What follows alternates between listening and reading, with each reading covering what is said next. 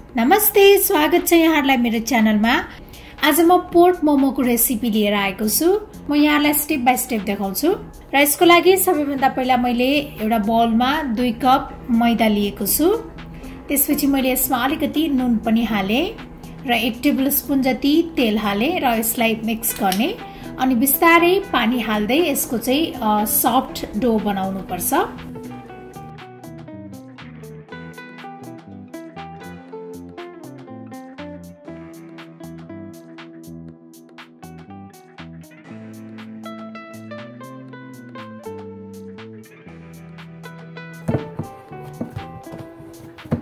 यो डो रेडी भइसकेको छ। अब यसको माथिबाट म यसरी तेल लगाउँछु र यसलाई कभर गरेर 20 मिनेटसम्म राख्नु पर्छ। अब म मोमोको स्टफिङ बनाउन गइरहेको छु। मैले चाहिँ 1 LB ग्राउन्ड पोर्क लिएको छु। अब म एउटा मिडियम साइजको चप्ड अनियन राख्छु, चप्ड गरिएको जिन्जर र गार्लिक, 1 टेबलस्पुन मोमो मसाला, ब्ल्याक पेपर अनि सल्ट।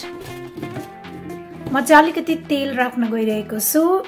बटर राख्दा पनि हुन्छ, अलिकति हरियो धनिया पनि राख्ने।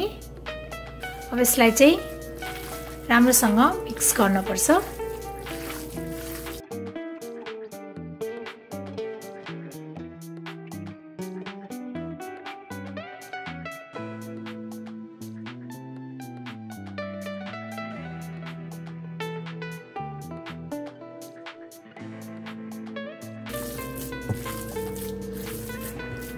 र हातले मोल्दाखेरि चाहिँ राम्रोसँग मसला सबैतिर लाग्छ। र अब यो चाहिँ मैले एकदम राम्रोसँग मलिसकेको छु। अब किमा रेडी भइसकेको छ। अब म मोमोको लागि र्यापर बनाउँछु। अब हाम्रो यो डो पनि रेडी भइसकेको छ। यसलाई चाहिँ मैले 20 मिनेटसम्म राखेको थिएँ।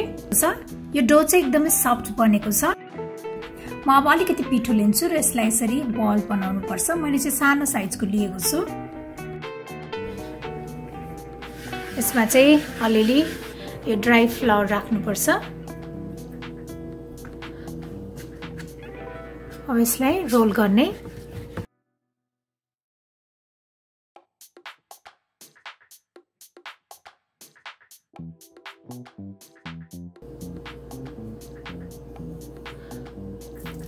अब यसमा यसरी किमा राख्ने 1 स्पुन अनि यसलाई चाहिँ सेप दिने।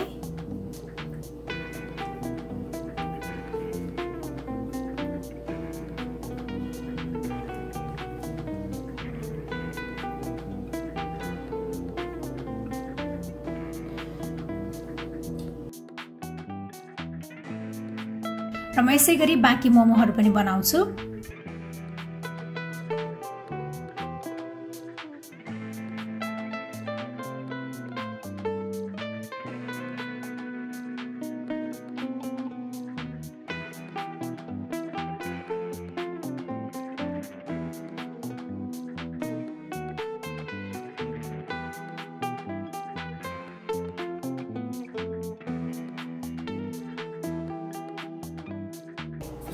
मैले चाहिँ यसरी सबै मोमो र्याप गरिसकेको छु।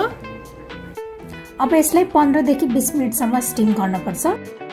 अब हाम्रो यो मोमो रेडी भइसकेको छ। यसलाई चाहिँ मैले पिरो मोमोको अचारसँग सर्भ गरेको छु। यहाँलाई मोमोको अचारको रेसिपी चाहिन्छ भने मैले डिस्क्रिप्सन बक्समा शेयर गरेको छु। मलाई आशा छ यहाँलाई मेरो यो रेसिपी मन पर्यो होला र मेरो अरु यस्तै रेसिपीहरुको लागि मेरो च्यानललाई सब्स्क्राइब गर्न नभुल्नु होला र मेरो भिडियोलाई लाइक, शेयर र कमेन्ट पनि गरिदिनु होला। Thank you for watching. Bye by.